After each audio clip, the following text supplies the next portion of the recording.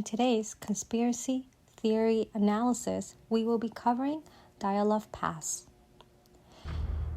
An overview of today's topic will consist of the content of the conspiracy claim, evidence for the conspiracy claim being accurate, evidence against the conspiracy claim being accurate, and finally, an evaluation and conclusion of both sides.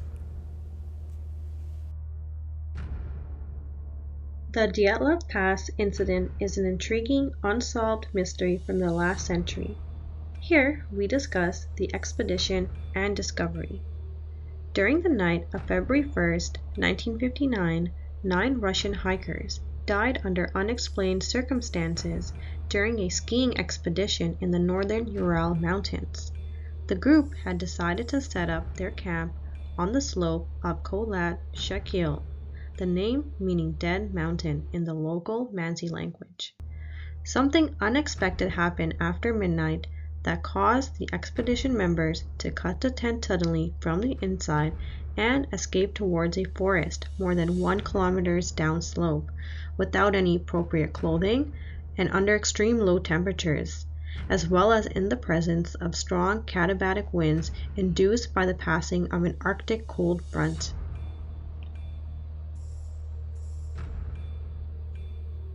Here we discuss further into the victims and injuries.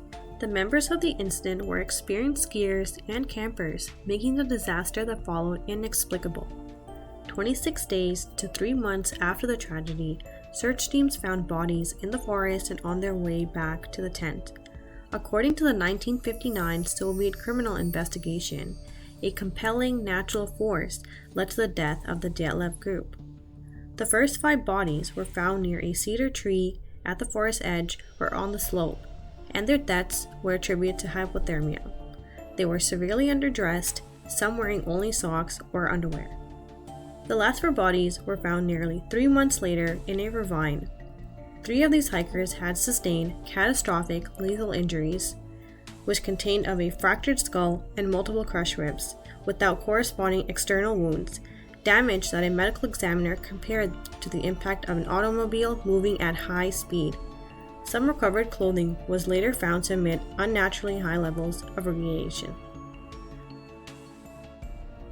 The conclusion and aftermath. The Soviet investigation in 1959 quickly closed the case, officially concluding that the cause of death was an unknown, compelling force which the hikers were unable to overcome. The files were classified for decades. This ambiguous ruling and the bizarre circumstances, fleeing without clothes in a panic-driven, almost suicidal flight into temperatures around minus 20 degrees Celsius, devastating internal injuries, and radiation traces fueled decades of intense speculation, leading to dozens of theories. These theories were related to weather, anomalies, paranormal, murder, and many others. Here we discussed one of those theories, the KGB theory. That vague official conclusion, the non-explanation, coupled with the classification of the files, immediately fueled speculation that the Soviet state was hiding the truth. The theory that the group was killed by mercenaries, specifically American spies, became a prevalent theory among Russians. In his investigation entitled Death on a Trail, writer Alexei Rakitin examines in detail other people's attempts to unravel the mystery, rejects other theories, and puts forward his own idea that the group was killed by American agents. This theory proposes the tragedy was an espionage operation gone fatally wrong, centered on the 3 members of the Dyatlov group who were allegedly KGB agents. The content of the claim is this. These 3 agents were on a secret mission to deliver radioactive samples to a group of CIA operatives. The radioactive material was intended as bait or deliberately misleading information to fool the Americans. The evidence supporting this theory of betrayal falls into 3 main categories: official secrecy, radioactive proof, and suspicious hiker backgrounds. First, state cover-up began the moment the bodies were found, and official secrecy surrounded the case ever since. Lev Ivanov, the prosecutor who led the 1959 investigation, later confessed he was pressured by his superiors to omit references to strange phenomena such as reports of balls of fire in the sky, and to classify the findings. The truth, whatever it was being consciously hidden. Second, the presence of the secret police was immediate. The morgue, where the first bodies were examined, was secured by KGB officers and not regular police. Oleg Arkhipov, a researcher who spoke with Ivanov, noted that investigators were instructed to wipe their naked bodies with a large barrel of alcohol, a measure Arkhipov believed was a form of protection against radiation. This evidence suggests officials feared contamination. That fear was sustained by tests that showed that several items of recovered clothing emitted unnatural high levels of radiation. For Rinkitin, this was proof that KGB was setting up radioactive bait, a deliberate sacrifice to catch a foreign agent. Third, the background of several hikers who appeared as ordinary students suggests a deep, hidden connection to the Soviet military-industrial complex. Rory Kemponishkin worked as an engineer at the Mayak nuclear complex, the site of a severe nuclear accident in 1957. Alexander Kolyvatov worked at a top-secret atomic institute in Moscow, referred to as P.O. Box 3394. These nuclear and technical ties added to the sudden inclusion of an older mysterious hiker by the name of Semyon Solotaryov, convinced many that the hike was a special mission. Lastly, the physical injuries found on the victims defy any natural explanation, as 4 hikers suffered crushing thorax and skull injuries without external wounds. Damage a medical examiner compared to the impact of an automobile moving at a high speed.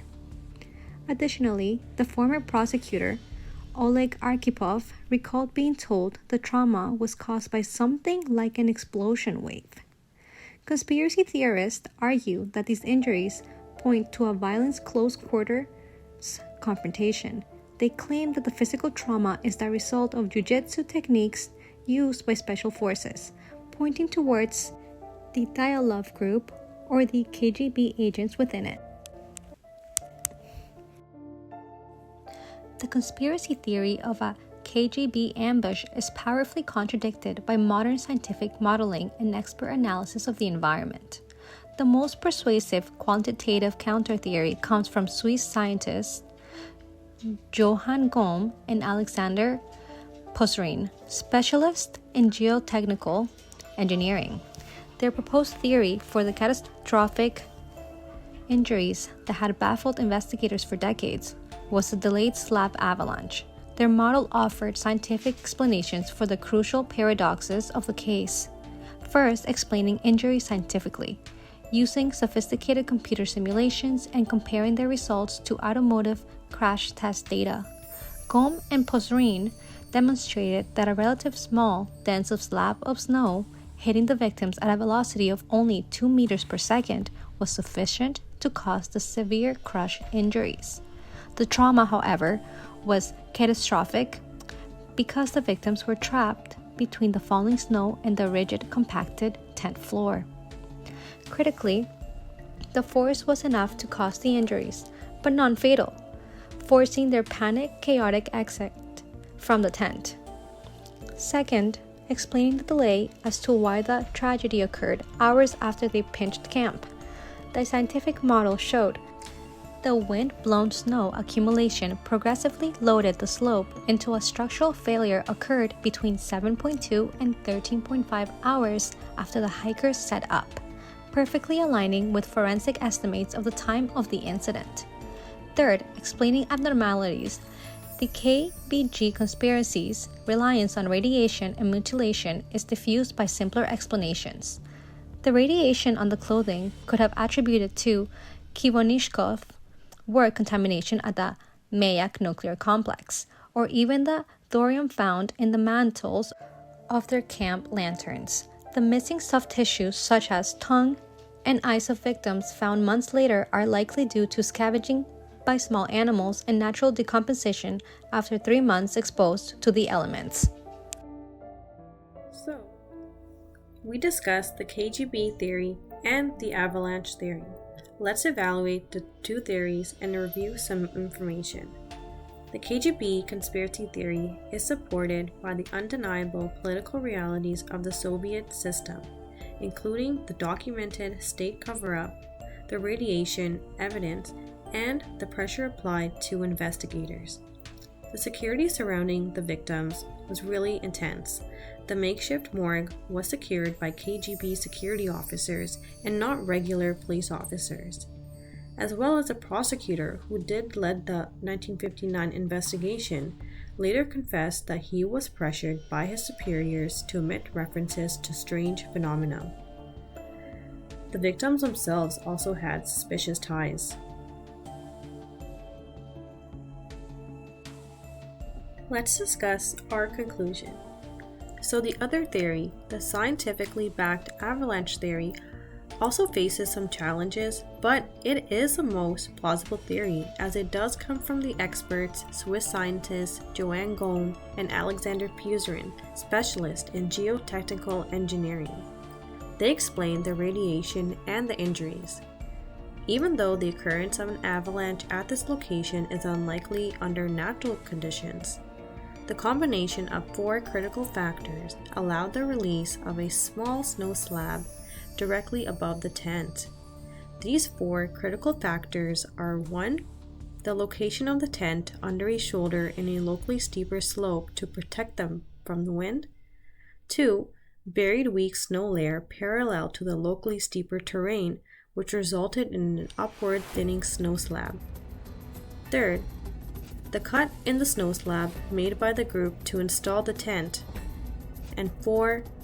The strong katabatic winds that led to the progressive snow accumulation due to the local topography, which is the shoulder above the tent, causing a delayed failure.